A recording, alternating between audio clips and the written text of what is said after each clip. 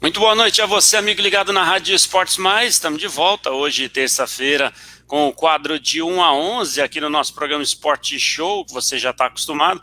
Tivemos ontem, né, o famoso final de semana esportivo, eu e o Carlinho Cabral trazendo aí as informações de mais uma rodada do Campeonato Brasileiro e já aproveitando para fazer a convocação aí para amanhã, Corinthians e Fortaleza ao vivo na Rádio Esportes Mais. Estaremos lá na Arena Itaquera para trazer todas as emoções aí de mais um jogão, hein? Vamos lá, vamos acompanhar Corinthians e Fortaleza. Mas o papo hoje é bem diferente. O papo hoje, continuando o nosso quadro de 1 a 11, já vou trazer aqui na tela os meus convidados, né? Mais uma vez comigo, Ednei Andreotti, nosso comentarista, jornalista, para esmiuçar aqui a vida do nosso entrevistado.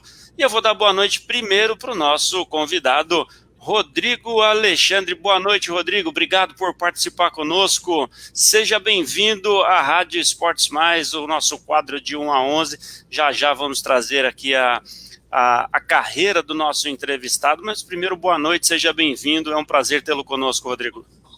Boa noite, boa noite. Eu que agradeço, né, pela oportunidade de estar participando aí do programa, né, da Rádio Mais Esportes.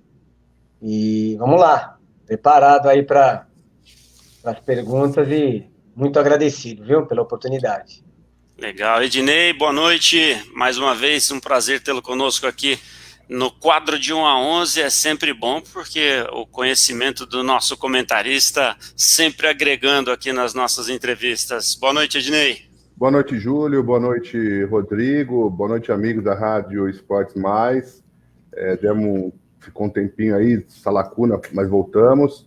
E esse é um programa bacana, que a gente coloca jogadores, atletas profissionais, ex-atletas profissionais, colocamos jogadores de vôlei, outros esportes, né, Júlio? E agora um professor, um técnico, então, eu acho que legal. Posso pegar pesado, posso dar uma de Felipe Melo com o professor aí? Júlio, eu vou de leve. Não Eu vou, sei. eu vou dar uma de Keizuki Honda, eu vou de leve só.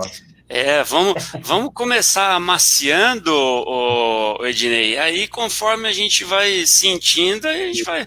Vamos devagar, né? Vamos. É o professor, poxa, o professor aí a gente vai sentindo o terreno, eu acho que é mais interessante. Rodrigo nasceu em 1973.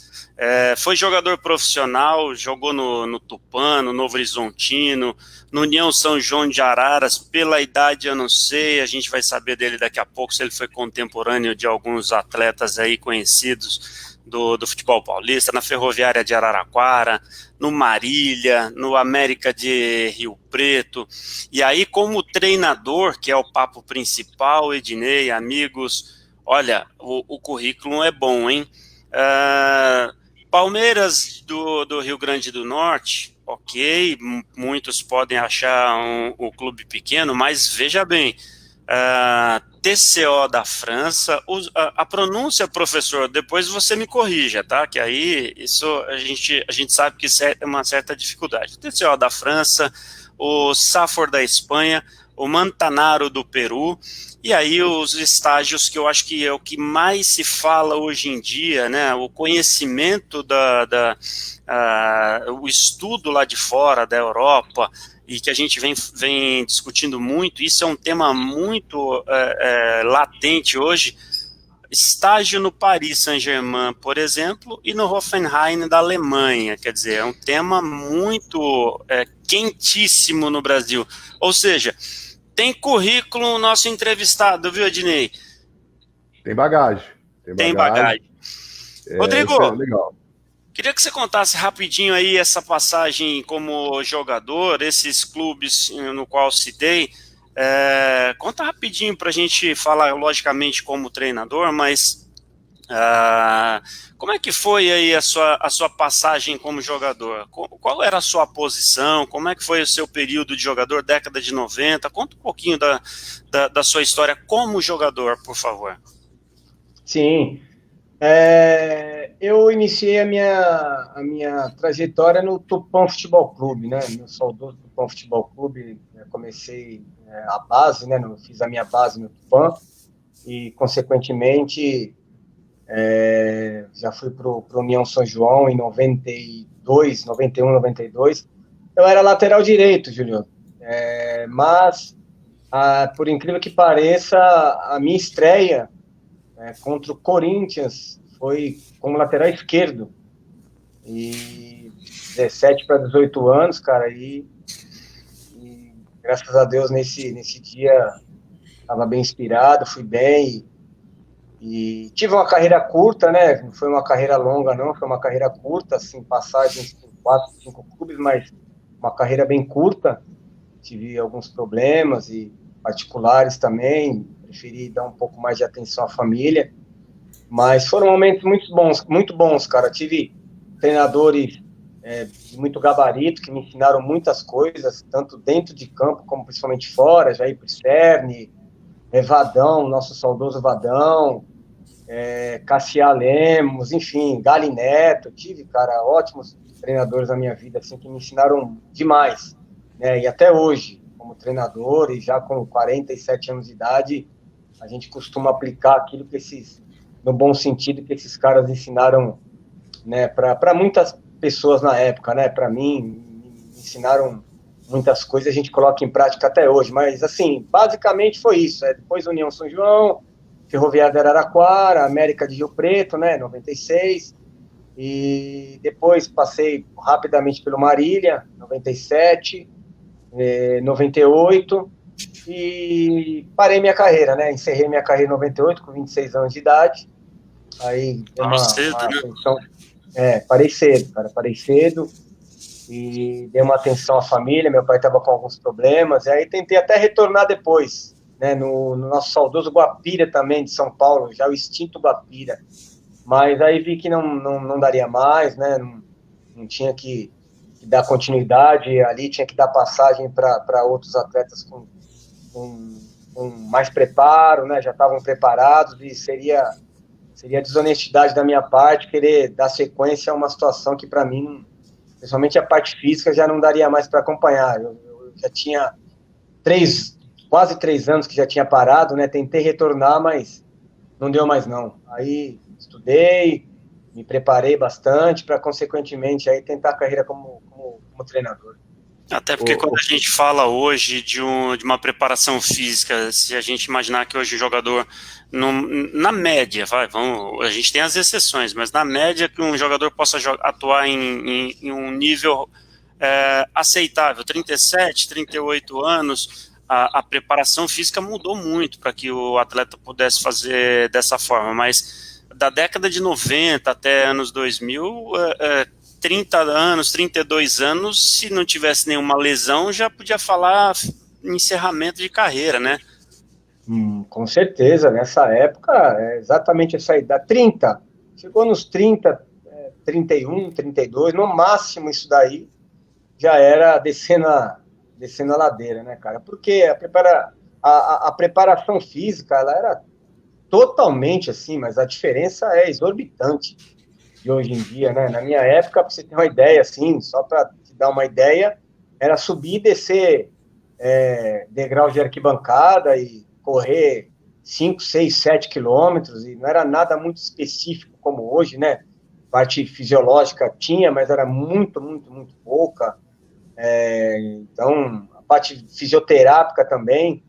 Então, hoje se detecta muito fácil, né? Muito rápido, uma lesão, até mesmo antes dela de repente aparecer até. Então as coisas hoje elas melhoraram bastante, né? Na nossa época a coisa era um pouco mais complicada, já se cuidando já era difícil, né? E quem não se cuidava, já vi muitos anos, imagina, 24, 25 parar, 26 anos parar, porque não aguentava.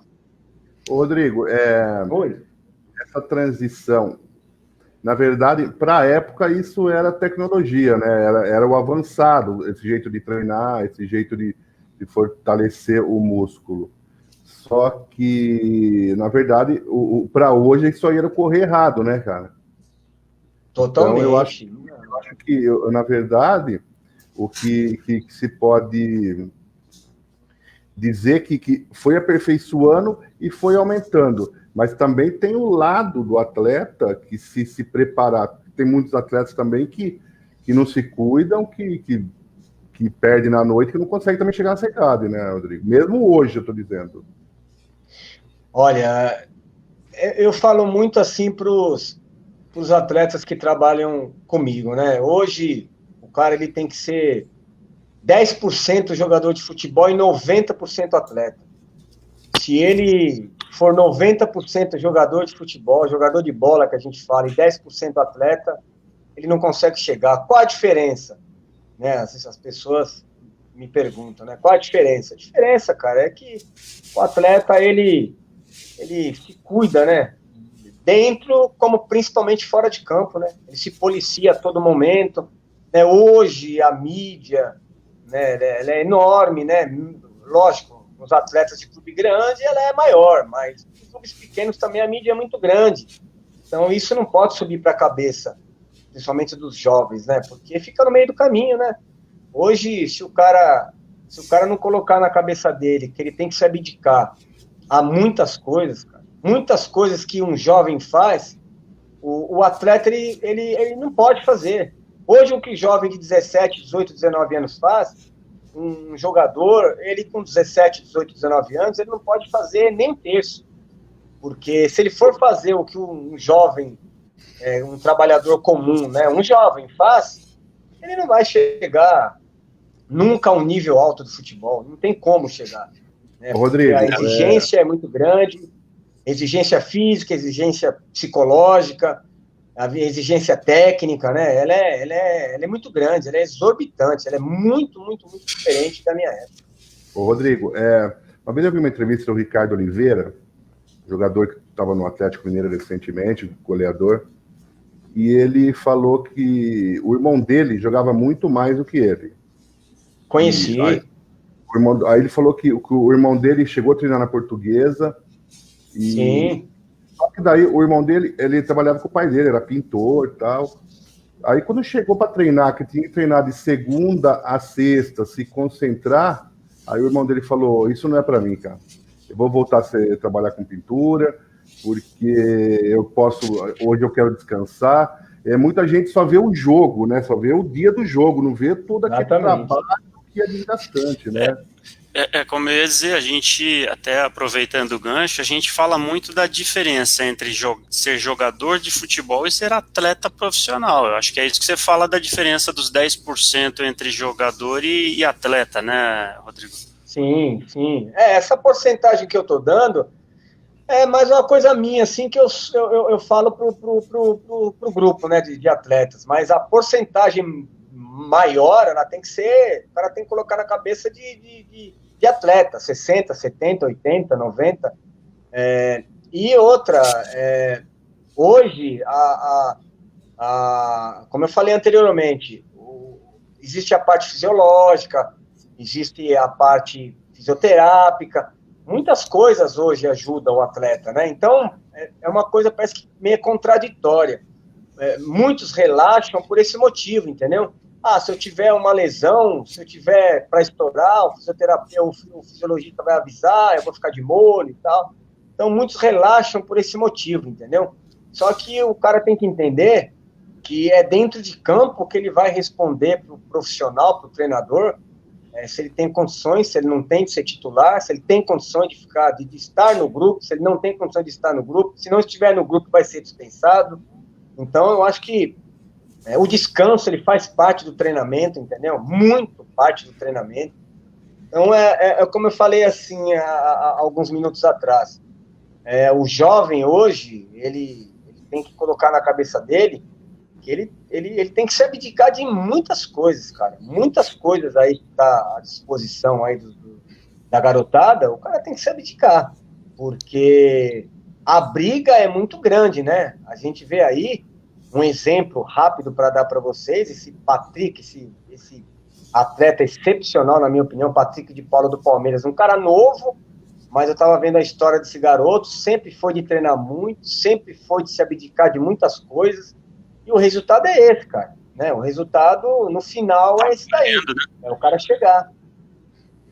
Tá colhendo, exatamente. A gente vem discutindo isso muito nos programas aqui, quando o que a gente fala de que antigamente o garoto que queria ser um atleta, um jogador de futebol, ele tinha o futebol e mais nada.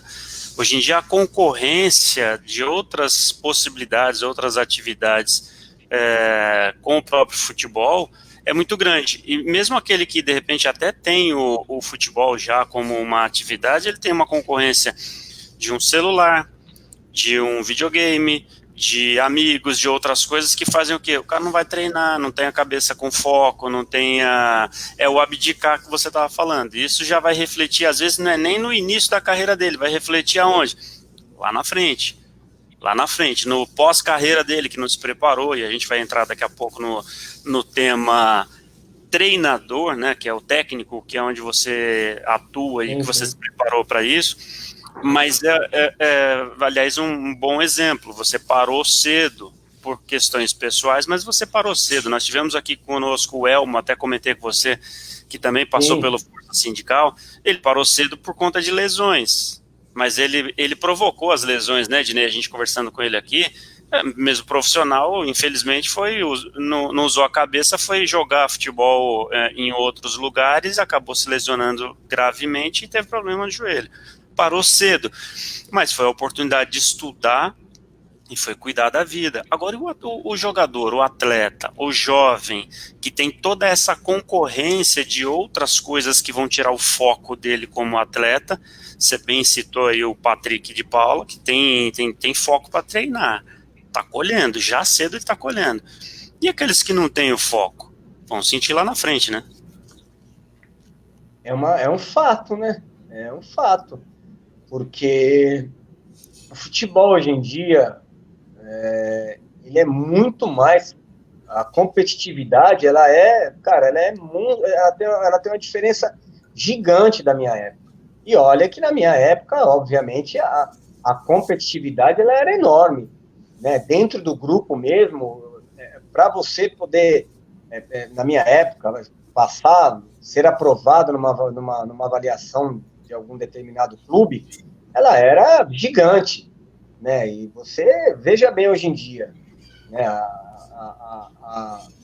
A dificuldade ela é muito maior, e a própria profissão ela força, ela pede o profissionalismo, né? O atleta, o treinador de futebol, ele todos que eu conheço, né, os caras não querem saber de jogador de bola no time. Não importa hoje em dia, amigo, se o cara é acima da média ou não. Eu prefiro ter um jogador regular, sinceramente, no meu grupo, mas que seja um cara que na hora que eu precisar dele, eu terei, entendeu? É claro, uma vez eu estava participando de um outro programa que o cara me falou assim, Rodrigo, mas na sua época tinha o Romário, tinha o Ronaldo, mas hoje nós não temos mais.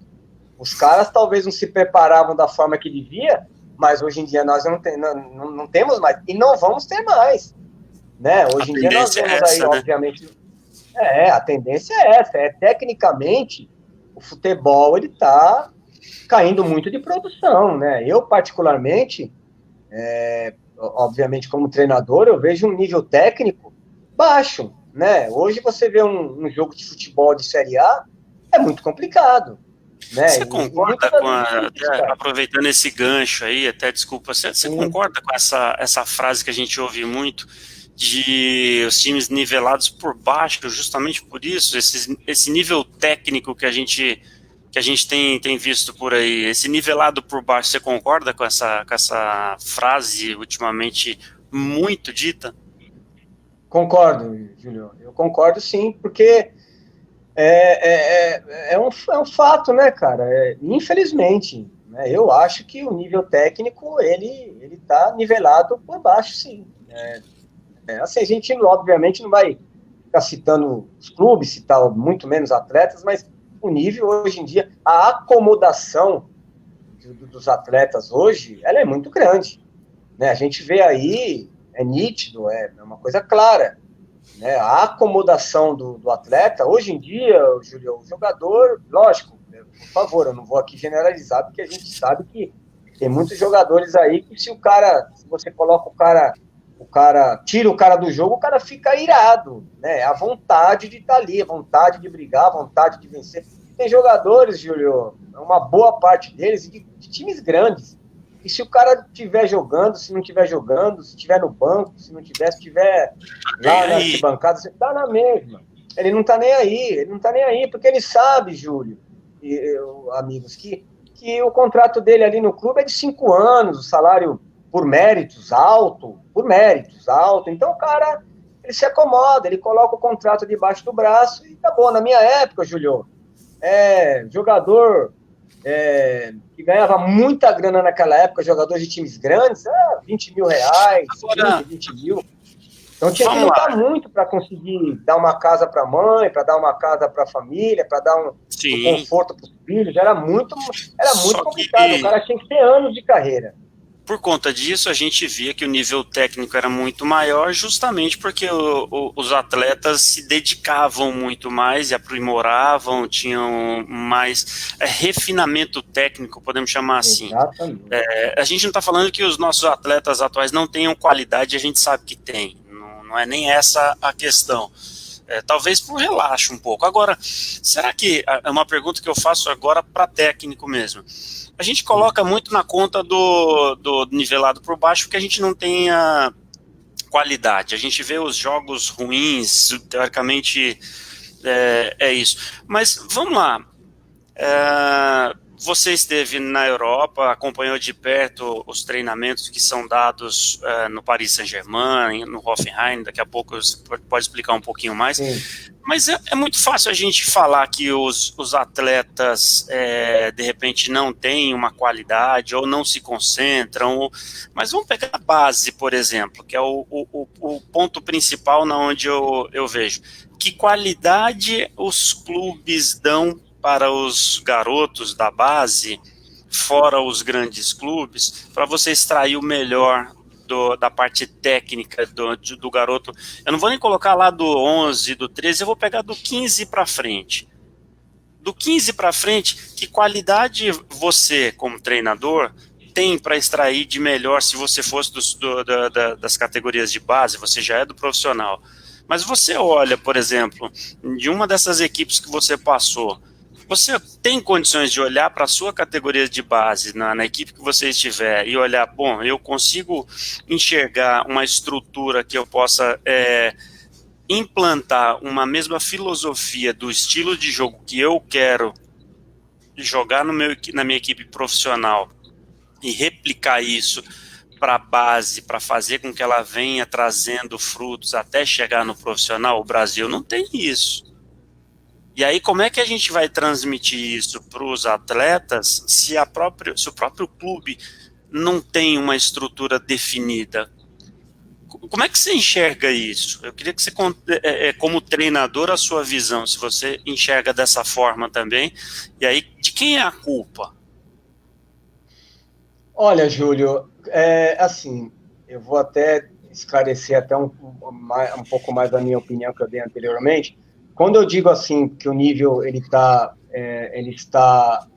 nivelado por baixo, eu até citei, obviamente, atletas, enfim, é mais pela acomodação, entendeu? É como você falou, e muito bem dito, nós temos muita qualidade no futebol brasileiro, nós temos qualidade demais no futebol brasileiro, é muita qualidade, só que a gente também vê muitos atletas, esses, acomodados, viu? São atletas acomodados. Ganharam, chegaram num patamar altíssimo, num alto prestígio, por méritos. Né? Ninguém desaprende, Júlio, a jogar futebol. O cara, quando ele tem um dom, ele vai, cara, até ele parar de jogar futebol com aquele dom. Então nós temos aí jogadores de altíssimo nível. Eu digo o nível caiu muito pela parte de acomodação dos atletas, entendeu? Agora, se referindo à base, à pergunta que você me fez, é impossível, Júlio, é impossível você querer ou tentar implantar alguma situação para uma melhoria num clube de futebol. É uma coisa impossível, não tem como. Né? Até porque lúdico isso, né? Não dá para pensar. Não tem como, infelizmente. A nossa cultura, amigos, ela não dessa forma, nunca foi, e infelizmente, creio eu, tomara que eu queime minha língua, mas eu creio que isso não vai mudar, não. Né? Até porque é um absurdo, mas eu tenho conhecidos, né, e não foram poucos, não, que caíram num sub-15, num sub-17 por perder 5, 6 partidas, foram demitidos. Então, como que você vai implementar uma situação nesse clube? Olha, Júlio, muitas das vezes é até difícil de você, no meu caso já aconteceu, de ser treinador do profissional e querer fazer um amistoso com a base. E já foi vetado já amistosos do profissional com a base. Por quê, Júlio? Porque tá com medo de perder para a base? Jogador... Não. Aí vai derrubar ou da base ou derruba o profissional. Olha o perigo, hein? Não foi nem por esse caso, porque até eu pedia os amistosos para eu estar observando, entendeu? Mas o fato era o seguinte, Júlio, o clube ele trabalhava com muitos empresários, entendeu? Eram muitos empresários, então não tinha como subir um atleta da base profissional, porque o clube trabalhava com muitos empresários e a gente sabe, Júlio, claro, existem uns excelentes empresários, ótimos, eu conheço muitos e creio que a maioria seja bons, mas a gente sabe também que tem muitos, Júlio, que não são e têm a autonomia de colocar os jogadores em times profissionais. Olha a briga que tá... Você tocou num tema que está quentíssimo hoje no São Paulo, a briga entre o Wagner Ribeiro e o Fernando Diniz por conta do Igor Gomes, né? E exatamente essa é a questão mesmo, né? O Wagner Ribeiro discutindo a posição do Fernando, e o Fernando Diniz dizendo aqui você não manda, não é mais ou menos isso. Então é um empresário fazendo manifestação sobre jogador. Até o Vinícius também colocando aqui, olha, só completando esse gancho, o dilema na base, ganhar campeonatos ou revelar atletas para alimentar o profissional. Essa questão.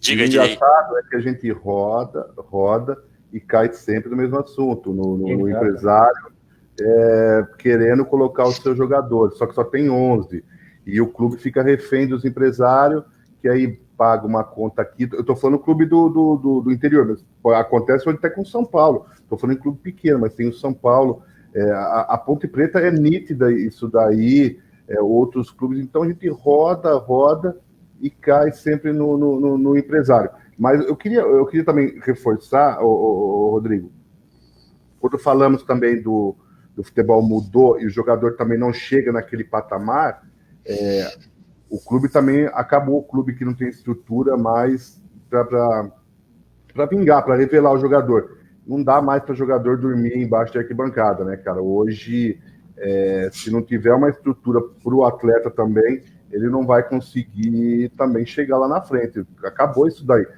Vai dormir mal ou se alimentar mal. Acho que já foi esse tempo, né? Totalmente. Hoje, Ednei, assim, o conteúdo, o nosso conteúdo futebolístico, ele é muito amador, cara. O nosso conteúdo, ele é muito amador, entendeu? Eu acho que o profissionalismo, a gente não tem como comparar, infelizmente não temos como comparar, né? Não é só na questão econômica não, cara, mas a questão de pensamento, a questão de pensar lá na frente do europeu, ela é muito grande, entendeu?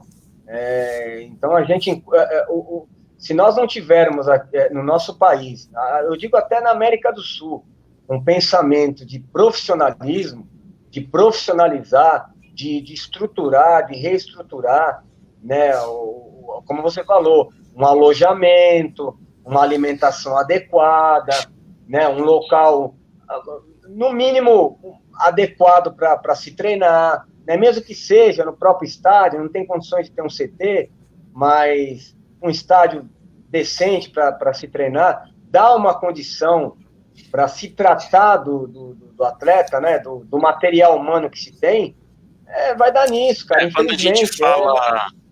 Quando a gente fala embaixo da arquibancada, é só modo de dizer, é você falar embaixo da arquibancada, mas se você dá uma estrutura de alojamento, é diferente de você colocar em container, como aconteceu, infelizmente, lá no Ninho do Urubu, né? Isso é só um gancho. Mas até aproveitando aqui a pergunta aqui do Jefferson Moraes, ele, como você tem experiência fora do país, ele pergunta para você aqui, fora do Brasil, como é que é essa relação base profissional pela experiência que você tem? O que você pode acrescentar? Júlio, obrigado aí pela pergunta do amigo. Veja bem, a primeira experiência na Europa que eu tive foi na França, em 2015. Para você ter uma ideia, para você ter uma noção, eles pediram para que eu chegasse uma semana antes de me apresentar no profissional. Para você ter uma ideia, eu fiquei uma semana visitando todas as categorias, do sub-8 até o sub-21. Todas as categorias. Eles me levavam para ver o treino do sub-8, me levavam para ver o treino e assim consequentemente, sub-13, sub-15, sub-17, enfim. Me mostraram as ideias do clube. Então, assim, eu tive que me encaixar nas ideias do clube. Claro, taticamente, algumas mudanças durante o jogo se faz, não tem como, mas eu tinha que eu me adaptar ao que o clube pediu, tanto que o presidente me falou na época, nós contratamos você porque você tem o perfil do clube, então aqui você se encaixa. Então ali eu já entendi a mensagem. Então, assim, mas aí você inclui a sua experiência tática, a sua forma de lidar com a situação de jogo, mas adaptando a filosofia que existe dentro do clube. O clube sabe o que quer, né?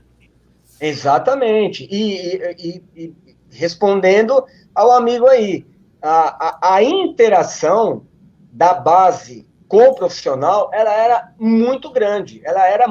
Para você ter uma ideia, eu não tinha um auxiliar fixo, né? Um jogo, o auxiliar do sub-8 ficava comigo, um outro jogo, o auxiliar do sub-12 ficava comigo, num outro jogo, o auxiliar... Então, assim, a interação era muito grande a interação. E aquilo que não sei se foi você ou o Ednei que comentou anteriormente, a forma do profissional jogar, o sub-12 ali, acima, todos treinavam da mesma forma. Então, assim, é fato. O jogador, ele começa no sub-12 treinando, jogando, né, da mesma forma que o profissional chega. Esse jogador, quando ele estiver no profissional, ele já vai estar completo praticamente. Eu digo, taticamente, ele vai estar completo. Então, perdão da palavra, é o resultado de pensar lá na frente, pensar profissionalmente falando, né, dar valor à base, saber que a base, ela dá fruto, sim. A gente não sabe se a médio, se a longo prazo, se a curto prazo, mas dá, cara. Aí é questão de cultura, e eles lá têm uma cultura, nesse sentido, clara, né? Rodrigo, aqui a gente trabalha 90% com a base, beleza? Então é assim que você vai trabalhar. O treinador aqui não tem muito o que indicar. A gente que vai atrás das peças que nós achamos que encaixa naquilo que nós queremos. Então, o treinador aqui treina e os caras jogam. E ponto final. Então, é assim que as coisas lá andam, cara. Depois, consequentemente, fui à França, e lá foi da mesma forma, mudava algumas coisas, mas basicamente era da mesma forma. Então, assim, a interação de jogador com jogador, de treinador, principalmente de treinador com treinador, era muito grande, cara. Era uma coisa, assim, muito, muito, muito profissional, muito bacana. E quando sobe o treinador do sub-18, sub-17 para o profissional, ele já entende a filosofia do clube, né? Como jogador. Porque desde da base sub-10, sub-12, ele entende a filosofia do clube. Então é fácil chegar no profissional com essa linhagem, não é? Fácil. Eu falava lá muito para eles assim que era a categoria de base, era uma universidade, literalmente, cara. Era literalmente uma universidade. Quando ele chegava no profissional já formado, ele olha, pessoal, taticamente, o europeu, ele é anos-luz distante dos nossos atletas. Assim, não menosprezando jamais os nossos atletas, até porque, tecnicamente, eu digo para vocês que nós temos jogadores assim de muito alto nível, até muito mais superiores a muitos atletas europeus. Só que É uma questão eu, particularmente... Ensino, né? Uma questão de educação, Oi? a gente fala muito nisso, é uma questão de educação. Se você educá-lo desde cedo, você vai ter resultados. Se você deixar para educar com 22 anos, você não vai conseguir. Isso está dentro da sua casa, da mesma forma, não é assim? Claro. A única coisa, Júlio, que eu mudei um pouco lá, mas eu tive que provar muito, que tinha que mudar algumas coisinhas, era o fato de a tática, ela é importante, óbvio, ela é muito importante, mas você deixar o jogador ser imprevisível, ela é muito importante também, porque eu vi ali no grupo muitos jogadores engessados, entendeu? Tinha muitos atletas ali, moçambicanos, africanos, que tinham como desenvolver mais tecnicamente, mas não desenvolvia porque a tática estava engessando um pouco os caras, entendeu? Então, demorou muito, foi até um pouco, brincando assim, dizendo, foi muita briga para dizer para os caras que tinha que deixar a parte tática um pouquinho de lado e deixar os caras aparecer mais, mas taticamente os caras são absurdos. O europeu, o francês, principalmente, é um absurdo. Deixa eu te perguntar uma coisa. Entre França e Espanha, que foram os dois países que você de fato treinou, qual dos dois você gostou mais? O que diferencia? Dá para você citar entre os dois países? O que você viu com maior diferença entre as duas escolas? Como treinador, né? Sim. O espanhol, ele vai mais pro latino, né? Mais solto, né? A técnica dele, se você pegar lá um jogador que tecnicamente vai te responder muito dentro de campo, você tem te dá a condição de dar essa liberdade para o jogador, porque você sabe que ele vai desenvolver. Ele vai ser um jogador imprevisível dentro de campo, entendeu? Na divisão que eu joguei, Júlio, na França, que foi a quinta divisão, a parte tática, ela era já muito grande, entendeu? Como eu falei, foi muita briga ali para tentar soltar alguma coisa, mas a Espanha, ela me mostrou que tecnicamente o futebol ele é mais técnico, entendeu? Ele não é tão tático como o futebol francês na divisão que eu disputei, entendeu? É lógico que na primeira divisão o futebol ele é muito mais técnico, claro, tático também, mas na divisão que eu disputei, que foi a mesma divisão que eu disputei na França, na Espanha, tecnicamente a Espanha ela tá à frente, na minha opinião. Muito bem. Tem mais uma outra questão aqui. Peraí, deixa eu só trazer um. Bom, essa pergunta aqui eu deixo para daqui a pouco. Bom, depois da Espanha você foi para o Peru, e aí o Peru tem uma situação, acho, bem assim, particular pelo que eu percebi. Você teve questões dentro e fora de campo, né? Lá no Peru, que foi no ano passado, você ficou lá. Conta pra gente a sua passagem no Peru, porque ela tem muita relevância na sua vida, né? Eu queria que você contasse, aliás, aqui tem até a observação aqui do Jefferson, que está participando bastante com a gente aqui. Como é que foi sua experiência no Peru, na equipe, o Mantanaro Futebol Clube? Mantaro Futebol Clube. Conta pra gente como é que foi a sua experiência lá, porque você teve experiência dentro e fora de campo, né? Queria que você contasse essa passagem pra gente aí. Tive. Obrigado aí pela participação do Jefferson. Olha, Ednei, Júlio, eu já passei a gente passa, né? Independente da profissão, independente da função, nessa vida a gente passa para chegar num objetivo, a gente passa por muitos obstáculos, né? Então, já passei por muitos obstáculos. Nós estávamos falando agora anteriormente de morar debaixo da arquibancada, já morei muito, já tomei mordida de rato, enfim. Mas o Peru foi uma situação marcada na minha vida, para sempre, eternamente, porque, principalmente extracampo, né?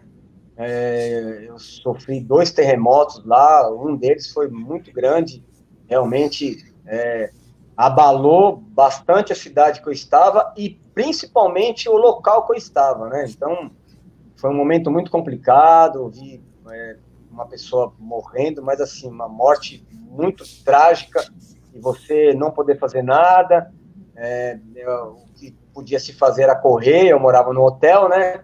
E esse terremoto, o hotel que você está, ele desabou uma parte dele, não é isso? Desabou, 70% dele veio abaixo, 70%, ele era um prédio de 3 andares. Então lá eles falam o seguinte, quando dá o tremor, sair, vai para a rua, corre para a rua e não pare para socorrer ninguém. Então isso que é o mais triste, cara, porque não moravam muitas pessoas lá comigo, né? Eram 12 pessoas, 2 faleceram, uma foi à minha frente, então foi um momento muito complicado, e aí você sai para a rua, você vê literalmente as ruas se rachando, carros, rapaz, entrando dentro de valas e, enfim, prédios pequenos, que lá não tem prédios altos, mas pequenos, casas, assim, uma parte delas, assim, desmoronando. Então, foi uma coisa muito, muito triste, né? Uma coisa muito, muito marcante na minha vida. Profissionalmente falando, Júlio, foi muito bom, cara. É um futebol rápido, um futebol muito parecido com o nosso, né? É até mais dinâmico do que o nosso, eu acho. Futebol rápido, de muita força, né? Peguei um clube da segunda divisão, mas eu trabalhei com esse clube, com esse time na Copa Peru, que é muito parecida com a Copa do Brasil, né? Você se depara muito com os grandes. Não é mata-mata logo de início, né? É um campeonato um pouco distante. Nós lá conseguimos um feito inédito no clube, né? 69 anos da existência do clube, nós conseguimos chegar à 4ª fase, fomos desclassificados pelo Alianza Lima, fora de casa, com um empate. Mas o que marcou muito, Júlio, foi a parte extracampo. Essa parte extracampo foi uma parte que marcou muito, porque literalmente, Júlio, Dinei, os amigos aí, eu achei que dali não fosse escapar. Esse dia não tinha como escapar, não dava para escapar, né? Não daria mais, não ia ver filhos, não ia ver mais ninguém. Como a gente sabe, então, é o agir de Deus, né? Um terremoto de 8.0, se não me engano. Foi. É uma coisa muito pesada, realmente, né? Então, é o agir de Deus na sua vida, e hoje você está aqui podendo contar pra gente essa experiência. Enfim, mandar uns abraços aqui. O Cláudio Glória diz que sempre te acompanha, diz que ele é observador técnico lá em Águas de Lindóia. O Expedito Santos, o Jefferson também está participando, o Vinícius Pontes, que eu já falei para você, que é do Metropolitano Jundiaí, também está acompanhando aqui. O Ricardo Silva, o Carlinhos Cabral, que é comentarista nosso, e amanhã estará comigo lá na Arena Itaquera. Amanhã tem Corinthians e Fortaleza, e já fiquem ligados aí para acompanhar conosco ao vivo aqui na Rádio Esportes Mais. Tem também aqui, quem mais? O pessoal que vai passando por aqui. Bom, um abraço adoidado aqui, o Ari, o Sandro. Um abraço para todo mundo. A galera que vai passando aí, Carmen, Pedro aí, Ednei, o Pedro Andreotti, não vai esquecer de mandar um abraço para ele aí, como sempre, hein? No final, Alexandre, o Rodrigo manda um abraço para ele daí. O Rodrigo também. Umas perguntinhas aqui bem específicas para o professor, viu? Sopa de números, viu, Rodrigo? Aquela coisa do 442, do 352, do 4141, do 4231, esses prefixos de telefone aí que a gente ouve falar. O que te remete tudo isso? No final das contas, tem tudo isso mesmo para o técnico? Dá para fazer essas variações táticas? Ou no final das contas é aquilo ali? Você reforça seu sistema defensivo, você prepara a sua armação ali com os seus jogadores e o ataque não tem muito que ficar enfeitando esses números para enganar a imprensa e o técnico adversário. E aí, como é que dá para fazer com esse monte de variações mesmo ou não? Isso daí, na verdade, é tudo 4-4-2 e pronto.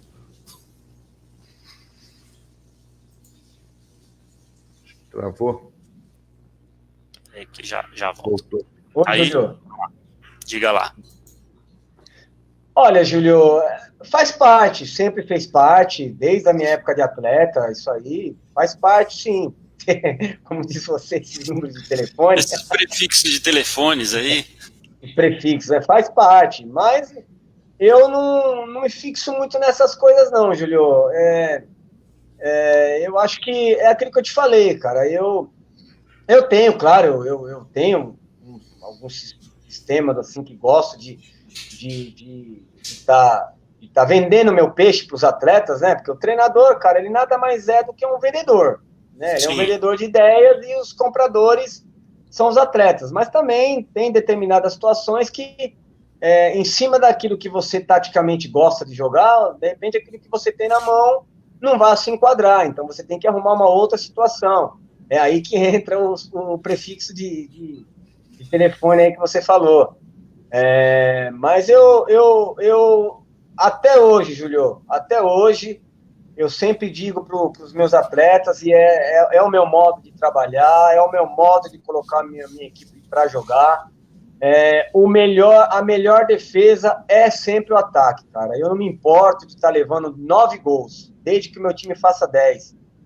Eu acho que, óbvio, hoje o futebol, ele pede isso, né? Fechar a casinha, o sistema defensivo, isso aí sempre teve. O sistema defensivo, o meio campo, ataque, sempre teve. Agora, o meu modo de trabalhar, passar para os meus atletas, teoricamente, ali na execução do dia a dia, a melhor defesa é o ataque. Né? É aquilo, você colocando um time para frente, você se expõe, a tendência é levar gols, não tem problema, que faça mais do que leve. Então, eu tenho, né, assim, resumidamente, tenho os meus sistemas que gosto de jogar. Se varia durante a partida, sim, existem as variações, né, mas o Júlio, a Ednei, os amigos, eu não sou muito de me fixar na parte tática, entendeu? Não gosto de um time muito tático. Eu não me apego muito a essas coisas, não. É aquilo que nós falamos lá no início da nossa conversa. Eu acho que eu tendo atletas na minha mão, é fácil de desenvolver o trabalho, entendeu? A execução, o trabalho, de entrar na cabeça do cara chegar lá e executar as coisas. Eu acho que isso é o mais importante, é você ter os atletas na sua mão. Agora, consequentemente, as coisas, elas naturalmente, elas vão, como diz na nossa gíria, desenrolando naturalmente em cima do que o treinador quer. Eu tenho mais Bom, diga lá, Ednei, que eu tenho mais uma aqui, mas o Carlinho também mandou mais uma, a pergunta está chegando. Vai lá, Ednei. Rodrigo, você é daquele treinador que compra a briga pelo jogador? Recente, essa semana também está explodindo isso aí, o caso do Arrascaeta. Tudo indica que o Domenech não gostou muito do Arrascaeta e já começou a barrar ele. Isso daí acontece muito em clube. Rodrigo, acho que você pode dizer até melhor que eu, de comprar a briga e falar, pô, não gostei desse cara, e ele não vai jogar, não gostei, mesmo ele sendo o cara bom ali do elenco, mas não caiu no seu perfil. E também acontece muito, eu tô quase 15 anos assim, no meio desse futebol, de profissional, Rodrigo, às vezes ligado muito ao Paulista aqui em Jundiaí, e conversei com vários atletas. Tem o caso do Ricardinho, ex-Palmeiras, ex-Inter de Porto Alegre, ele jogou no Japão. Sim. E ele contando do Cuca no Botafogo. Só que ele não contou, por exemplo, a parte se seria empresário ou não, que levava isso daí. Ele falou que o Cuca, ele chegou a chamar o Cuca até de mau caráter, foi o pior treinador que ele trabalhou, quando ele estava no Botafogo, que o Cuca colocava ele de lateral esquerdo. E lateral esquerdo ele tomava toda hora a bola nas costas, era um mochilão. Só que, para que dá para entender, falando de empresário, o Cuca fala, você vai jogar, tá bom, é para escalar ele, você vai escalar, eu vou escalar ele, mas ele é lateral esquerdo. Então, você compra a briga do seu jogador, que você fala, eu compro por você, mas também barra aquele que é chato, que te sacaneia, o Rodrigo? Olha, Ednei, assim, primeira coisa, o Domenech, ele tá numa enrascada, rapaz, porque ele tem um fantasma atrás dele que se chama JJ, que é um absurdo. Né? Eu acho que ele entrou numa, não digo roubada não, o Flamengo não é roubada para ninguém não, pelo amor de Deus, o Flamengo é gigante. Mas tem uma sombra ali, né? Ele é fantasma ali, vai ser por muito tempo, viu? Eu acho que é difícil, né? Eu não entendo porque ele barrou, não sei se foi parte técnica, não acredito que foi, a gente não sabe, né? O porquê da barração, qual sistema que ele vai ou que ele pretende utilizar, que o Arrascaeta não entre nesse esquema. O jogador não precisa também ir na mídia para falar, né, cara? Não entendi, perdão. O jogador não precisa ir na mídia para falar, para começar a rachar também. Então já tem algo de errado isso daí. Então, a gente é muito complicado, a gente pode até fazer um comentário aqui, mas é muito difícil. É complicado você hoje assumir um Flamengo e querer mudar muita coisa, cara. Não dá para mudar nada, né? Eu acho que as coisas estão negativamente acontecendo no Flamengo, porque, lógico, existe o lado dele também, ele quer colocar a cara dele no time, né? Ele não quer carregar o Jorge Jesus pro resto da vida dele no Flamengo. Mas existe esses dois pesos, né? Dele querer colocar a metodologia dele e, de repente, o Arrascaeta não entra, e, ao mesmo tempo, olha a pressão que esse homem vai levar de tirar o Arrascaeta do time e o time começar a tomar pau. O resultado vocês já sabem como é, né? Ele tá mexendo em... Bom, aí é aquela história de treinador, e você como treinador também, você vai tomar suas decisões, e a partir das suas decisões, os seus resultados virão ou não, né? Entra na filosofia de jogo, esquema tático, os prefixos de telefone, como a gente estava dizendo, mas principalmente, assim, as suas ideias de jogo, né? E aí, se você vai mexer ou se você não vai mexer... Hoje, se a gente for falar do Domenech, por exemplo, ele está mexendo em duas peças que, ao meu modo de ver, e aí de fora é mais fácil, a gente senta ali naquela janelinha, fica só olhando assim, falando, não tenho responsabilidade em emitir opinião. Mexer com Everton Ribeiro e com Arrascaeta, teoricamente você desestrutura Gabigol, você desestrutura Bruno Henrique, você desestrutura qualquer sistema ofensivo, porque esses dois caras são os que alimentam o ataque. Mas aí a gente está falando de Flamengo, mas pode ser pontuado com qualquer equipe. A gente está falando de o treinador que vai implantar dentro de uma equipe o seu sistema de jogo.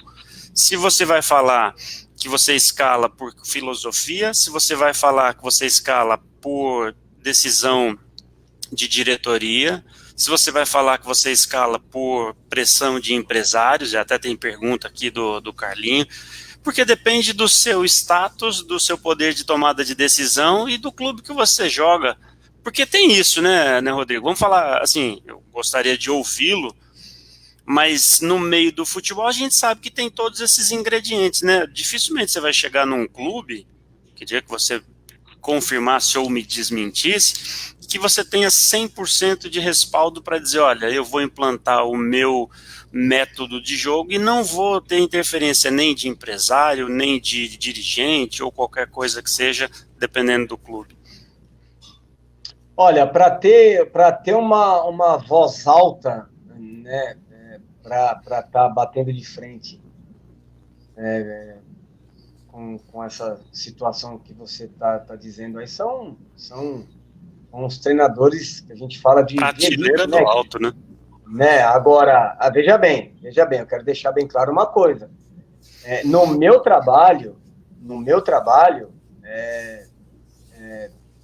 interferir em escalação de jogador, você tem que colocar esse, no meu trabalho, não. Eu já cheguei a assumir um clube, ficar 9 dias nele e sair, entendeu? E eu acho que o treinador, o profissional, ele tem que ter personalidade, ele tem que confiar naquilo que ele está fazendo, né? Porque se for para chegar num clube e servir de marionete, o cara tem que partir para outra profissão, né? Aí tem pessoas que falam, mas se você ficar batendo de frente, você não consegue trabalhar nunca. Eu prefiro servir de marionete, mas está sempre empregado. Beleza, não tem problema. Cada um pensa de uma forma. E eu não penso assim. E se eu tiver que parar um dia, Ednei, Júlio, amigos, se eu tiver que encerrar minha profissão amanhã, eu encerro. Mas dizer que eu vou dar continuidade na minha profissão por servir, né, por preferência a servir de marionete, não. Agora, nessa situação do Flamengo aí, cara, é uma situação muito delicada, porque é uma loucura, né? É uma loucura, na minha opinião, é uma loucura hoje um treinador chegar no Flamengo e querer mexer em alguma coisa. Até pelo passado recente do clube, né? Ganhou tudo, então você vai mexer em quê ali? Você não tem o que mexer em nada. E outra, bater de frente, cara, não tem como treinador nenhum, independente de ser o Rodrigo, de ser o Luxemburgo, de ser o Domenech. Você bater de frente com o jogador, você vai perder, cara. Você bateu de frente com o jogador, você perde. Não tem jeito. Eu já fui atleta. O elenco que tem ali é uma casca grossa, né?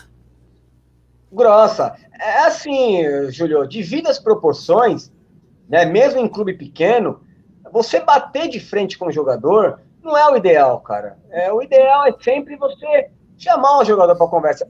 Como o Ednei me fez a pergunta, você defende o jogador? Eu defendo o que é certo, né? Eu defendo o que é certo. Se o jogador estiver certo, eu defendo o jogador. Se o jogador estiver errado, eu não defendo o jogador, mas isso nunca publicamente, né? Eu sempre tento resolver as minhas coisas ali, olho no olho, né? Tapa no tapa, que a gente fala brincando, mas é ali, lealdade sempre. Agora, a gente sabe também que independente de ser atleta, de ser treinador, a gente sabe que existe lealdade de todas as formas, né? Você citou aí o caso do Cuca, né? Teve aí também o menino do Palmeiras, o volantão, o pitbull do Palmeiras também, que teve problemas com ele. Então, assim, cara, tem jogadores também que a gente sabe que cria uma certa autonomia dentro do clube, que ele acha que ele manda. Não estou dizendo que seja o caso do rapaz aí do Palmeiras, o nosso pitbull, né?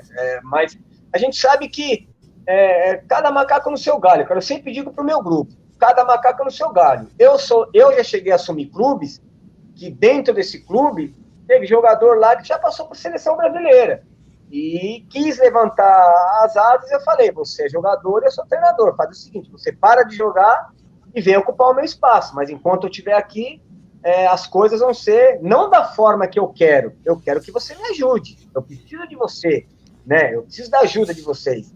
E foi nesse determinado clube que eu fiquei 9 dias, né? Eu fui mandado embora, fui demitido antes de estrear, na pré-temporada fui mandado embora. Então, assim, você defender o jogador ou não, eu acho que a gente tem que sempre estar defendendo aquilo que é correto, aquilo que é certo, né? É claro que você tem que ter jogo de cintura nas coisas, né? Você não pode ser autoritário, até porque quem vai correr ali para você são os caras, entendeu? Então, você tem que ter muito jogo de cintura, saber trabalhar muito o psicológico dos atletas.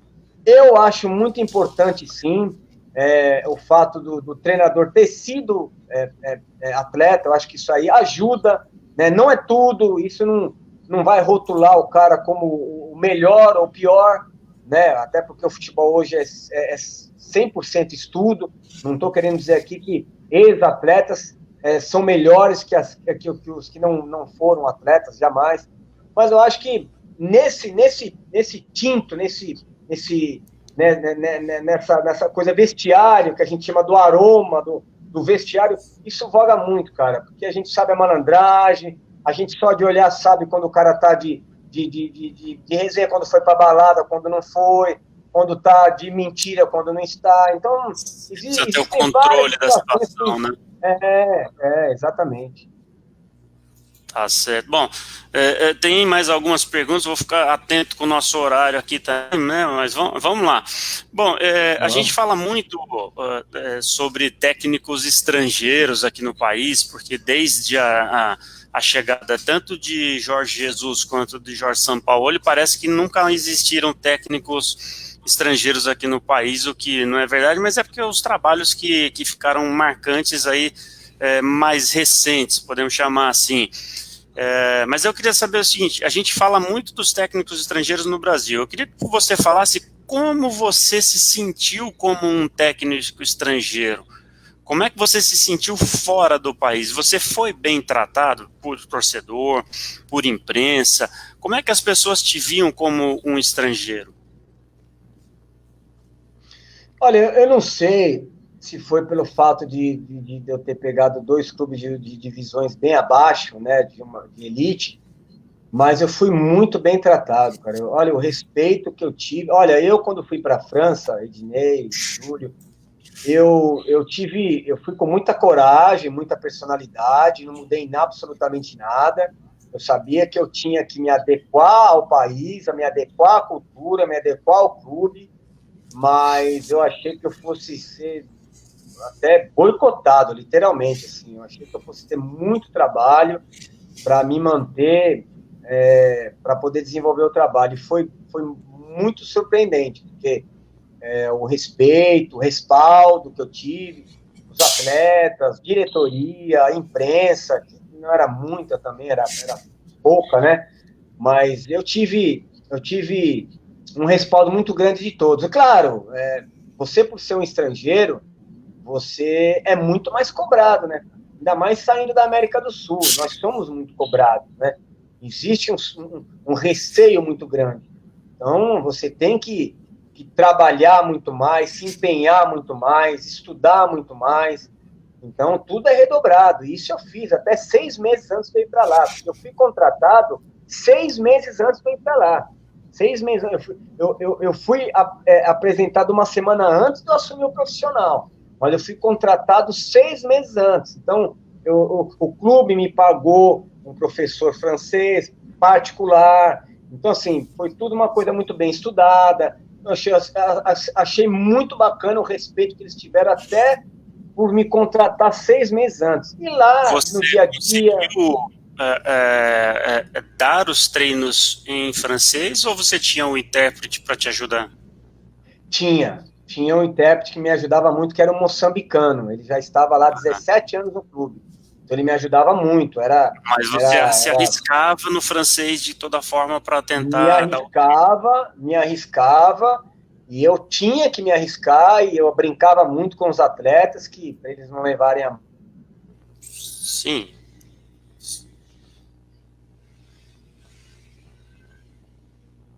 Eu precisei muito da ajuda do intérprete, né?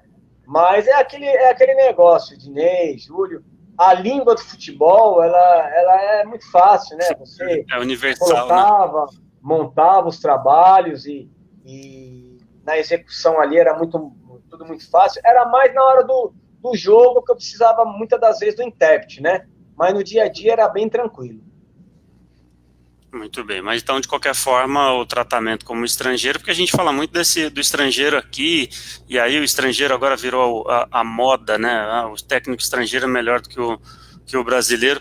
Bom, mas aí agora tem até, acho que estamos chegando à parte final, uma coisa importante aqui, o Jefferson fala que, olha, o elenco formado pelo Jorge Jesus e São Paulo são milionários, aí facilita o trabalho deles, né? Queria vê-los com um elenco mais modesto, então, e até o Rogério Ceni comentou isso no jogo São Paulo e Fortaleza, sem desmerecer o trabalho, obviamente, do Jorge Jesus, falando que era o tema, obviamente, mas ele disse, olha, tudo que o Jorge Jesus ganhou foi muito importante, mas o elenco do Flamengo, em especial, esse fala do Rogério Ceni, Um elenco de 26 milhões de reais fica muito fácil, teoricamente, se trabalhar. Eu quero ver ser campeão de tudo aquilo com um elenco de menos de 2 milhões.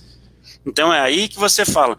Eu imagino que o Rodrigo, sem desmerecer ninguém, mas eu acho que o Rodrigo, com um elenco de 26 milhões, vai fazer um escarcéu nessa Série A com a licença que você já tem, hein, Rodrigo? Fala a verdade. Olha, eu tenho certeza que o amigo aí, o Jefferson, vai me entender. Eu discordo dele, principalmente em relação ao Jorge Jesus, cara. Esse é fera, porque ele pegou o Santos ano passado, limitado, e foi vice-campeão. Sampaoli. Então, Sampaoli. Sampaoli, perdão. Ele pegou o Santos ano passado, numa situação muito difícil e chegou onde chegou, entendeu? Então, hoje, no Atlético, você vê a contradição, né? E hoje no Atlético ele está tendo dificuldade com os jogadores que ele pediu, com dinheiro. Então, o futebol é muito complicado, cara. É muito difícil. Agora, referente ao que o Rogério falou, ele também, cara, quando assumiu São Paulo, é um clube grande, de estrutura, de dinheiro, e ele sabe que não é bem assim. Eu discordo bastante do Rogério nesse sentido, entendeu? Eu acho que ele está, logicamente, falando em proporção a Flamengo e Fortaleza, mas ele também já foi treinador de time grande, de clube grande, e não conseguiu desenvolver o trabalho dele. E o São Paulo é um clube, quando ele estava lá, e até hoje também, a gente sabe, um clube economicamente bem, né? Então, eu acho que o que ele falou não condiz muito não, porque tem muitos treinadores aí que já assumiram clubes milionários e não se deram bem, né? Bom, tem isso aí também. Bom, para a gente chegar aqui à nossa parte final, desses clubes de fora, tem algum que você tem aí um sentimento especial, que você guarda aí, alguma lembrança, alguma coisa bacana que te marcou bastante? Tem o Mantaro, cara, o Peru, Mantaro, foi um clube, um país que eu me recordo como se fosse bem hoje. Bacana, né? Oi, perdão, não entendi, Julio, perdão. A torcida do Mantaro, a torcida peruana, é aquecidíssima, né? Eles são fanáticos, cara, eles são excepcionais, é uma torcida grande, viu?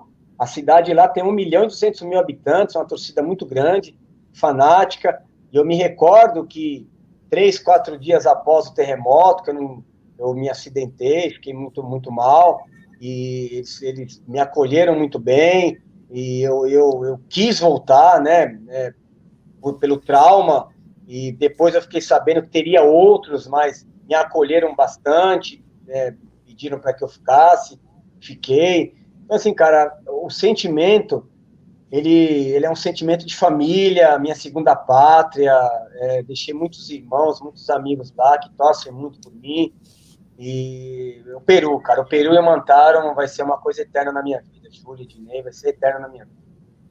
Legal. Bom, você tem licença CBF, quer dizer, você já fez os cursos, inclusive você mandou para mim foto com o finado Vadão, né, que Deus o tenha. Como é que estão os seus planos para o futuro, né?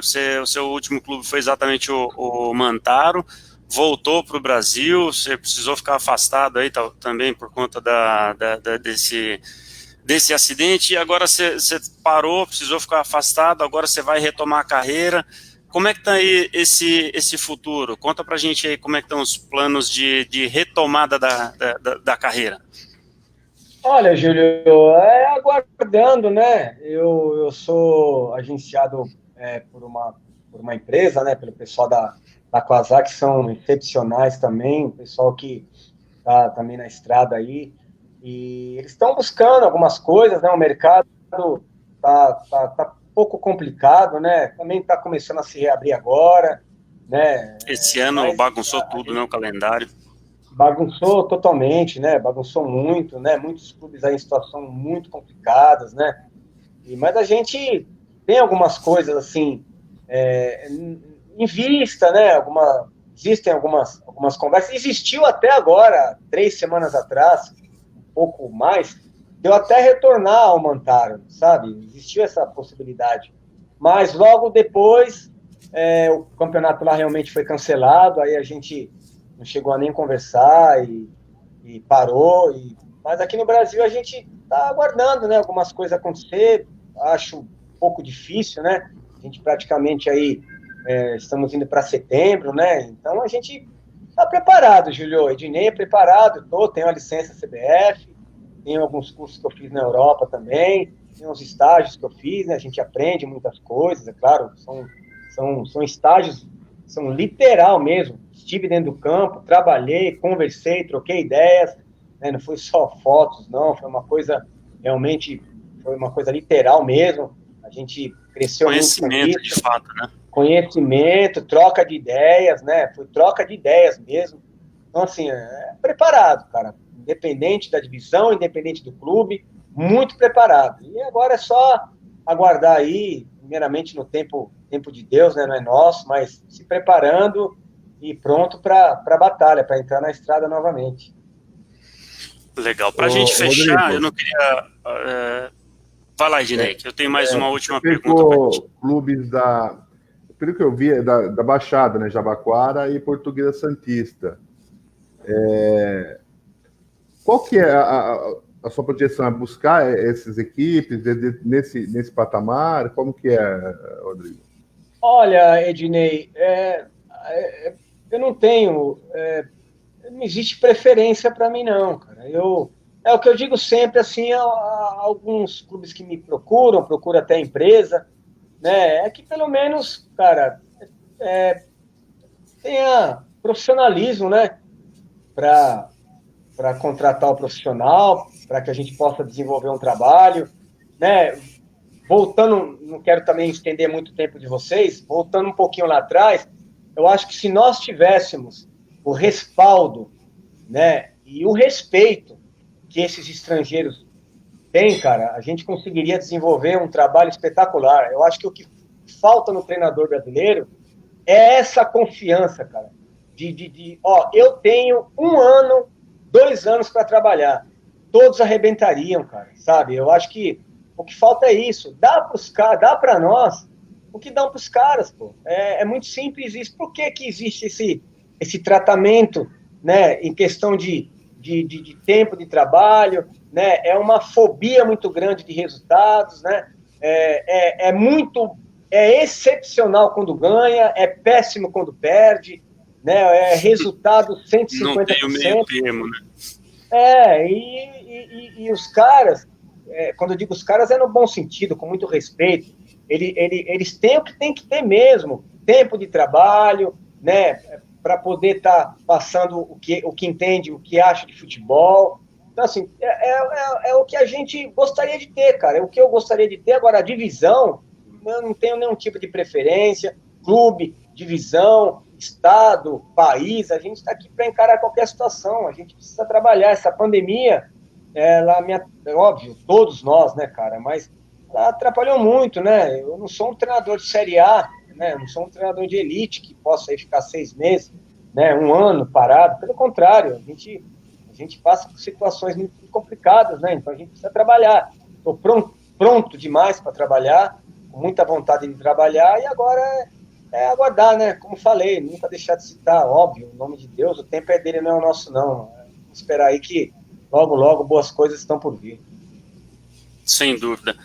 Bom, para a gente fechar aqui, a gente falou muito de categorias de base, de formação de garotos, até chegar no profissional, e eu deixei para a gente finalizar aqui uma pergunta do Jefferson, que foi o que mais participou conosco aqui. Legal, Jefferson. Ele pergunta aqui o seguinte: o que você observa no garoto para identificar se ele tem potencial para ser profissional? Quando você vê a tal da joia que a gente ouve falar muito aí, né, hoje em dia, mesmo que não seja aquela joia, mas assim, um garoto, quando você olha e fala, menino, vai estudar, né, vai cuidar de outra coisa, ou não, você fala assim, o que você vê num garoto para ele realmente você sentir que pode ser um bom profissional, um atleta, um jogador de futebol? Olha, Júlio, Jefferson, Ginei, assim, A pergunta é porque tem muitos garotos do metropolitano, da região aqui, que acompanham, que mesmo que não assistam agora, depois eles acabam vendo, e aí seria interessante porque dá de exemplo para a garotada também, né? Sim, sim.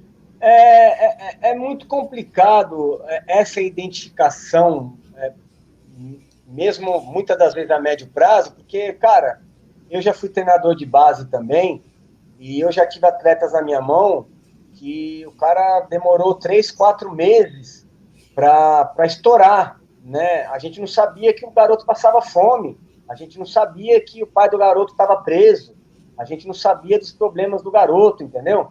Então, por isso que eu acho muito importante essas pessoas que trabalham por trás, né, do treinador, os assistentes sociais, que são importantíssimos, os psicólogos importantíssimos. Eu acho que eles fazem um trabalho importante para um treinador de futebol hoje em dia, mas que é o principal, o Júlio, Ednei, o pessoal. Eu acho que, lógico, tem a parte técnica, né? É aquele negócio do dom que eu digo, né? O cara, ele vem com esse dom, você só dá uma lapidada, né? Mas eu muitas das vezes, eu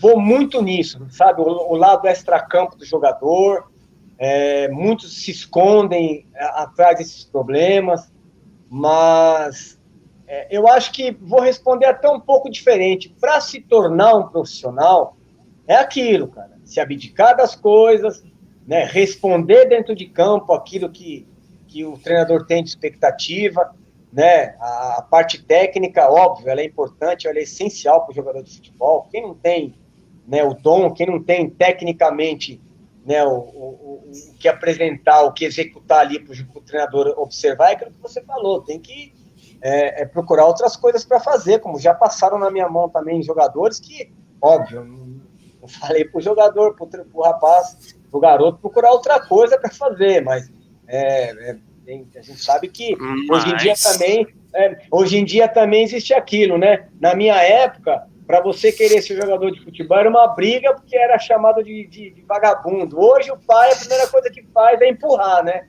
Tem que empurrar porque é glamour, é dinheiro, aí não é bem assim, cara. As coisas não são bem assim. Então, eu acho que é a mensagem que eu deixo aí para o pessoal do Metropolitano, para todos os jovens, se abdicar das coisas, treinar muito, né, estudar muito o adversário, não é só treinador que estuda adversário, não. Eu já, na minha época como atleta, eu estudava muito o que eu ia marcar, não é conversa fiada, não.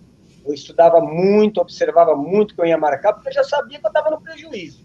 Muitas das vezes, quando nós jogávamos contra clube grandes, né, eu já sabia que eu estava no prejuízo já, né? Sabia que eu ia fumaça. Miller da vida, Euler, esses caras era muito complicado. Então, hoje em dia, se o cara não estuda, se o cara não observa, se o cara não é olhar o jogo de futebol, é observar, né? Treinar muito, né? Não sair correndo da molecada, do treinamento para pegar o celular, para entrar no Instagram. Para lá, bate 30 faltas, 20 faltas, escanteio, manda lá o auxiliar meter umas bolas aéreas lá para você tirar, né? Eu trabalho muito a parte específica depois do treino, chamo o zagueiro hoje para treinar bola aérea, no dia seguinte eu chamo os atacantes. Rodrigo, posso te pedir uma coisa? Vou pedir uma coisa para você agora. Então, vou pedir uma coisa para você. Quando você voltar a trabalhar, conversa com a sua fisiologia, com a sua preparação física, com o seu staff todo, pede para esses caras pegar aquele GPS, aqueles negocinhos que os caras põem ali atrás, faz o que eles quiserem com esse negócio, mas não proíbe os caras de bater falta depois do treino, não deixa os caras ficar proibidos de falar, não, esse aqui o CK dele tá muito alto, tá elevado, não tem que tirar ele do treino aqui, deixar ele descansando, porque senão vai estourar. Pelo amor de Deus, o que a gente ouve muito, né? É que agora, assim, a fisiologia tomou conta dos treinamentos, porque o cara não pode mais, porque senão vai estafar, porque não pode mais tem fadiga, então ele não pode mais bater falta, porque senão o músculo vai... Jesus, cara! Não tem mais isso. O Zico também jogava de quarta e domingo. Mas batia 200 faltas depois do treino. O Marcelinho Carioca, o Neto, o Ceni... esses caras aí, o Nelinho, o Éder, olha quanto a gente tinha de batedor de falta, e os caras também jogavam de quarta e domingo, e também jogava em alta intensidade, mas corria errado, né? A gente sabe que era assim. Hoje em dia, com esses esquemas táticos, com os campos bons, com a bola boa, ficou mais rápido, os caras molham o negócio pegado. Não estou dizendo que tá mais fácil, não é isso. Mas, pelo amor de Deus, professor e professores, deixa os caras treinar, forcem eles a treinarem, porque a gente não tem mais gol de falta, não tem mais aquela jogada ensaiada, não tem mais tudo assim, ó. Tem mais condições. E decide jogo, né? Júlia, uma bola parada decide jogo. Decide jogo. Aquilo que nós estamos conversando lá atrás. Ontem, eu vou dar um exemplo. Ontem eu coloquei no ar aqui 10 minutinhos, eu conversei com o Alex Reinaldo, jogador de São Caetano. Aliás, eu não sei quanto foi hoje, São Caetano e Votuporanguense. Eles voltaram na Série A2, quarta-feira passada contra o São Bernardo. Foi 4-3 o jogo. Ele fez um gol olímpico, o Alex Reinaldo. Bate bem na bola, esse danado desse rapaz é um lateral direito, só que é o seguinte... Muito bom jogador. O cara é o seguinte, ele bate bem na bola doidado, só que ele treina. E aí, é da São Caetano, é Série A2, o pessoal não vê, mas ele treina. É isso que a gente fala para todo mundo. Cadê os times grandes? Cadê os prateleira do alto que a gente fala que não treinam? Então, é isso que está faltando. Então, na seleção brasileira, qual foi o último gol de falta que nós vimos? Jogada ensaiada, gol olímpico. Não tem. Enfim. É o que nós estávamos conversando lá atrás, como eu falei. Muitas coisas acabam acontecendo e tem muito jogador que gosta, acomoda, entendeu? Acomoda. Hoje é muito ruim. Aí chega um treinador que gosta de trabalhar e gosta de preparar a sua equipe, muitas das vezes o cara é boicotado, o cara é taxado como ruim, um antiprofissional. Cara, é lógico, nós respeitamos, e foi uma função que apareceu em nosso meio excepcional, que é o fisiologista, que é o fisioterapeuta, é excepcional. Esses caras ajudam o profissional treinador demais. Só que, cara, desculpa, nos clubes que eu trabalho, após treino, o cara tem que aprimorar aquilo que faz. Não, é isso, Rodrigo, Ednei e todos os fisioterapeutas, preparadores, fisiologistas, me perdoem, eu não estou aqui desmerecendo o trabalho de nenhum deles. Sim. E eu sei da importância que salva muito, mas eu tô usando uma brincadeira para dizer assim, gente, vamos treinar, gente, vamos, sabe, pelo amor de Deus, né, vamos treinar, mas agradecendo o Jefferson aqui, que ele falou para mim que o jogo de São Caetano é amanhã, 3 da tarde, contra o Votuporanguense, que eu achei que era hoje, mas não é, não. Hoje só teve Penapolense e Red Bull, Júlio. É isso, né? O Red Bull Brasil. Bom, eu acho que é isso aí. Deixa eu ver se tem mais alguma do que eu já tinha relacionado. Eu acho que é isso daí. Você gosta de jogador coringa, Rodrigo? Por que eu chamo de coringa? Eu já vou te falar. Para mim, jogador coringa, que às vezes ajuda muito nos esquemas táticos, é aquele cara que é bom mais ou menos em várias posições, mas não é bom em nenhuma, porque se ele fosse bom em uma, você não tirava ele de uma posição. Você gosta de jogador coringa? Gosto de jogador coringa, claro. Coringa, assim, né? Um volante que sabe jogar numa lateral, um lateral que sabe jogar... Aquelas funções que não mudem muito, né? Eu gosto de jogador coringa. E outra coisa também, Júlio, Ednei, que eu passo muito pro meu grupo. O jogador, o treinador, lógico, ele passa a ideia dele, mas, cara, o jogador ele tem que ir lá dentro de campo também. Se tiver que mudar alguma coisa, fica à vontade, tem que ter personalidade. Se tiver uma outra visão ali na hora, tiver que ser imprevisível, tiver que sair um pouco fora do que a gente treina, da parte, tem que fazer. Cara, o jogador ele tem que jogar. A gente vê os jogadores muito engessados, cara. Não é criticando o treinador, não, absolutamente. Quem sou eu para criticar? Mas eu acho que a gente tem que deixar o futebol brasileiro, cara, voltar mais às suas origens. As coisas mudaram demais. E é aquilo que nós estávamos conversando lá atrás. Infelizmente, para pior. O Ari colocou aqui, o Ari Oswaldo colocou aqui o Wilson Mano. Eu acho que esse foi o Coringa mais Coringa que eu já vi até hoje, que até no gol ele já jogou, né? Você foi contemporâneo dele, né? O Wilson Mano é dessa década. Você chegou a jogar contra ele alguma vez ou não? Eu joguei contra o Wilson Mano, América e Corinthians, e ele foi o centroavante do Corinthians um dia, ele e Casagrande. Olha lá. Pra gente fechar, daquele União São João, quem era... Teve algum jogo... Que ano que você jogou em Araras? Eu joguei na base lá, junto com o Roberto Carlos. Junto com o Roberto Carlos, eu queria saber isso. Era isso mesmo, você jogou com o Roberto Carlos, né? Porque vocês são do mesmo ano, né? Mesmo ano, 7-3. Ele acho que é um mês, se não me engano, acho que é um mês ou 2 meses mais novo que eu. Ele é de fevereiro, você é de janeiro, acho que é isso aí mesmo. Isso, acho que é fevereiro ele. Nós jogamos juntos já na base. Já batia forte também ou não? Nossa, cara, era impressionante. Era o tanto que teve tinha uma conversa, uma lenda, né? Mas uma lenda verídica, assim, dizendo assim, que ele... todo mundo achava que ele era gato na época, né? Impossível ele ter a idade que tinha, pelo porte físico na época, né? E que era realmente um cara muito forte, né? Uma genética, já era genética, né? A família dele já pessoas muito fortes, e ele era literalmente um pé de cavalo, que a gente chamava ele, né? Ah, muito bem. Bom, eu quero te agradecer muito, Rodrigo, mas muito mesmo pelo papo. A gente já faz tempo que a gente queria trazer um técnico aqui no nosso quadro de 1 a 11, falando de futebol, trazendo todas as posições. Nós já trouxemos aqui goleiro Rafael Bracali, que está em Portugal ainda em atividade, lateral direito Lucas, campeão da Copa do Brasil pelo Paulista, zagueiro Thiago Martinelli, jogou no Vasco, no São Caetano, e vários outros. O Douglas, que está na Holanda, já jogou centroavante também, enfim, vários jogadores, o Rafael, o Amaral também, que jogou no Grêmio, no Vasco, no Paulista de Jundiaí, enfim, vários jogadores a gente vem trazendo aí por posições, e a gente vinha falando, né, Dinei, vamos precisar trazer um técnico aqui, e veio a calhar esse nosso... O professor,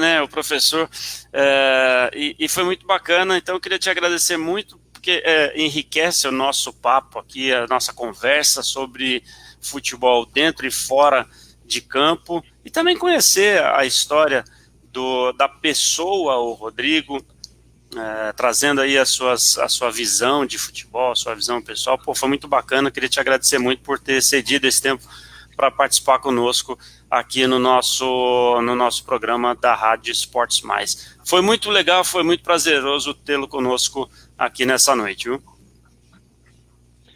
Ednei, Júlio, os amigos aí que prestigiaram, eu que agradeço, né, pela oportunidade de estar participando aí do programa com vocês.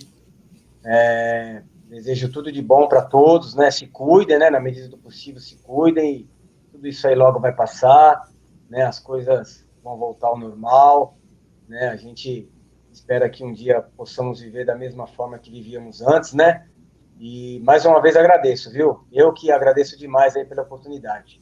E tenho certeza que vocês serão meus pés de coelho. Daqui a pouco meu telefone vai voltar a tocar, tenho certeza.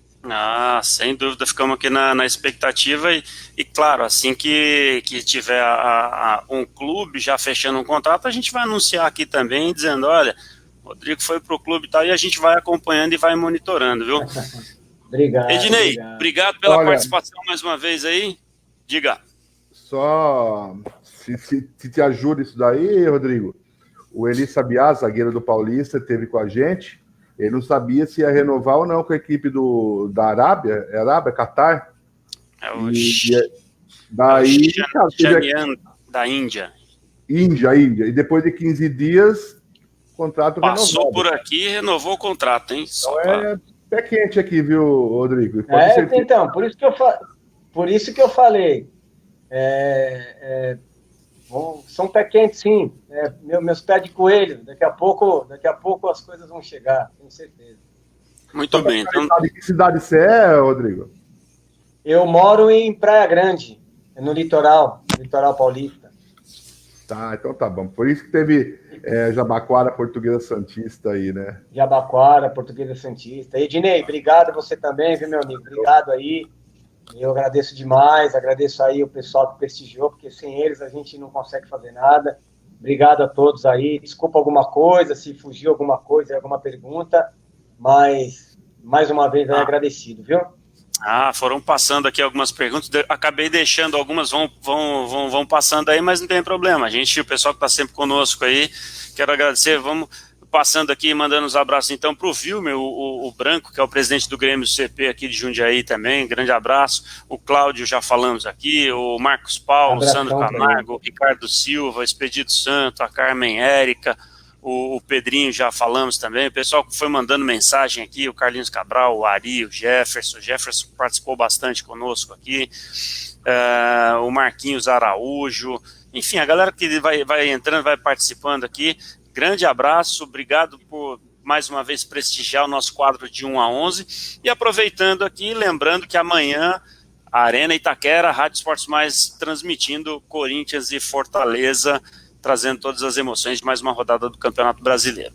Obrigado pela participação de todos. Próxima segunda-feira, o programa Sport Show volta com mais uma rodada do futebol brasileiro e você acompanha tudo aqui na rádio, que é a sua voz na web. Obrigado pela participação de todos. Tenham todos uma ótima semana e até a próxima. Fique ligado, Rádio Esportes Mais, você já sabe, é a sua voz na web. Fiquem com Deus e até a próxima. Valeu, tchau.